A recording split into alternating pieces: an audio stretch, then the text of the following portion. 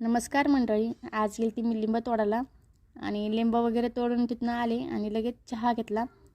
आता ही बघा लगेच कप ओढायचा प्रयत्न करते, कारण की हिला ना जास्त चहा पाहिजे होता आणि रडती मी नाही म्हणले तर. आणि मग लगेच मी फ्रेश वगैरे झाले, चहा पाणी घेतला आणि भाजीपाला निवडायला लागली.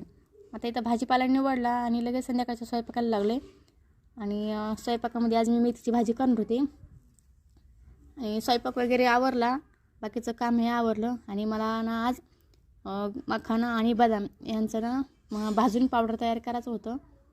आणि मग लगेच ते भाजायला घेतलं मी. आणि याच्यामध्ये ना मी दरवेळेस बदामही टाकत असते, पण आज नव्हती बदाम आणलेली तर नाही त्यात टाकले. मग छानपैकी असं लाल होईपर्यंत बदाम आणि मखाना चांगला छान भाजून घेतला. आणि मग नंतर मला इथं आठवलं की आपण खिडकी नाही उघडली. मग मी खिडकी उघडली आणि छानपैकी सगळं भाजून घेतलं आणि लगेच मिक्सरच्या भांड्यावाटं ते काढून घेतलं.